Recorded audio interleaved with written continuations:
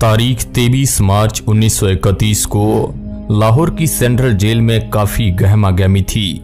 Jail के सभी कैदी अपनी अपनी कोठरियों के अंदर रोज की तरह ही व्यस्त थे, लेकिन तभी अचानक जेल वार्डन की तरफ से यह जानकारी मिलती है कि आज भगत सिंह, राजगुरु और सुखदेव को फांसी दी जानी है।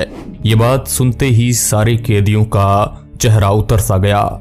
इसके बाद तीनों क्रांतिकारियों को फांसी की तैयारी के लिए उनकी कोठरियों से बाहर निकाला गया। इसके बाद इन तीनों को फांसी के लिए ले जाया गया। भगत सिंह इन तीनों के बीच में खड़े थे। भगत सिंह ने पहले अपनी मां को एक वचन दिया था, उसे अभी पूरा करना चाहते थे। भगत सिंह ने फांसी के तख्ते से जोर जोर से इंकलाब जिंदाबाद का नारा लगाया। जब भगत सिंह के नारों की आवाज जेल की कोठरियों तक गूंजती है तो जेल के बाकी कैदी भी भगत सिंह के साथ नारा लगाना शुरू कर देते हैं। इसके बाद इन तीनों क्रांतिकारियों के गले के अंदर फांसी का फंदा डाल दिया गया और जल्लाद ने एक एक करके तीनों क्रांतिकारियों की रस्सी खींच ली। ऐसे करके तीनों युवा क्रांतिकारियों ने अपने देश के लिए हंसते हंसते फांसी के फंदे को गले लगा लिया था। उस वक्त भारत की राजनीति में गांधी जी का काफी अहम रोल था। तो अब यह सवाल ये उठता है कि आखिर भगत सिंह को गांधी जी ने क्यों नहीं बचाया। दोस्तों, गांधी जी और भगत सिंह दोनों का मकसद भारत को अंग्रेजों की बेड़ियों से आजाद कराना था, लेकिन दोनों के रास्ते अलग अलग थे।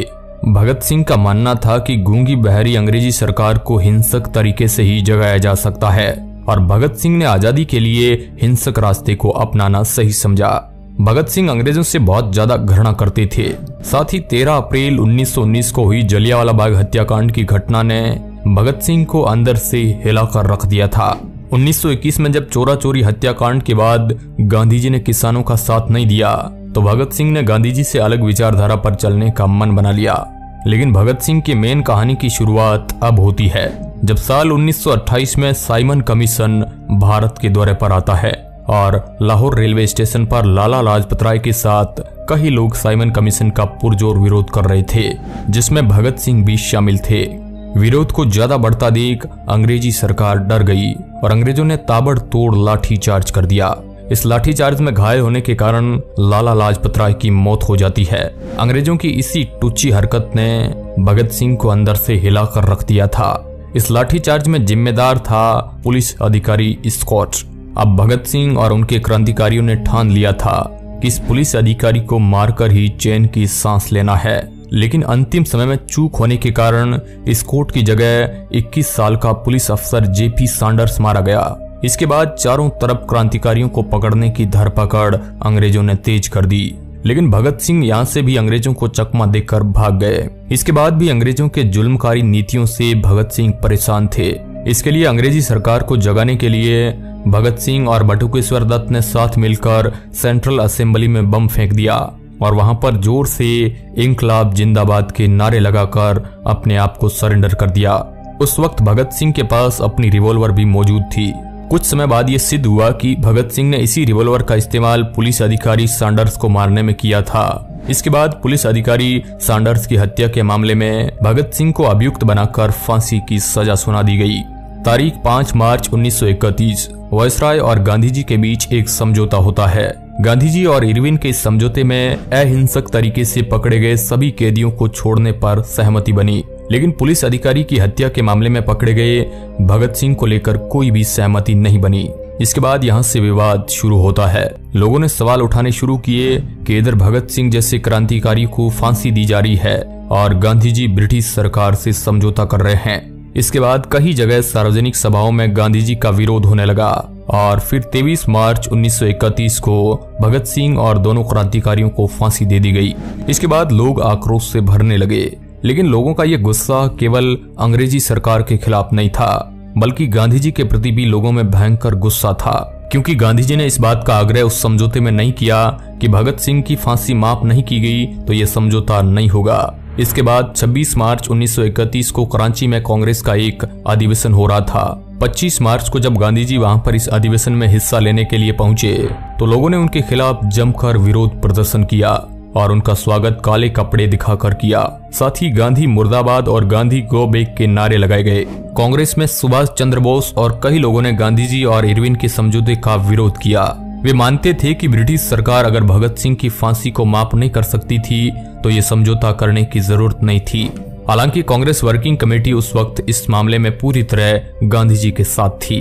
अब गांधी जी ने इस मुद्दे पर क्या कहा? गांधी जी ने इस मुद्दे पर कहा कि भगत सिंह की बहादुरी के लिए हमारे मन में सम्मान उभरता है, लेकिन मुझे ऐसा तरीका चाहिए जिसमें खुद को न्यौछावर करते हुए आप दूसरों को नुकसान नहीं पहुंचाए। वह कहते हैं कि सरकार गंभीर रूप से उकसा रही है, लेकिन समझौते की शर्तों में फांसी रोकना शामिल नहीं था, इसलिए इससे पीछे हटना ठीक नहीं है।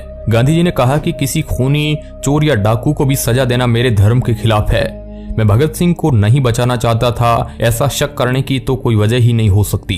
गांधी जी अपनी किताब स्वराज में लिखते हैं, मौत की सजा नहीं दी जानी चाहिए। वो कहते हैं कि भगत सिंह और उनके साथियों के साथ बात करने का मौका मिला होता तो मैं उनसे कहता कि उनका चुना हुआ रास्ता गलत और असफल है। ईश्वर को साक्षी रखकर मैं सत्य जाहिर करना चाहता हूँ कि हिंसा के मार्ग पर चलकर स्वराज्य नहीं मिलता, सिर्फ मुश्किलें ही मिल सकती है।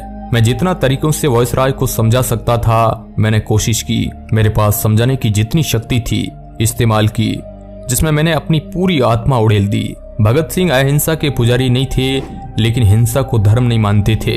इन वीरों ने मौत के डर को भी जीत लिया था। उनकी वीरता को नमन है, लेकिन उनके कृत्य का अनुसरण नहीं किया जा सकता है।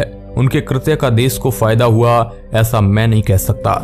गांधी जी ने 23 तारीख को सुबह वायसराय को एक निजी पत्र लिखा था।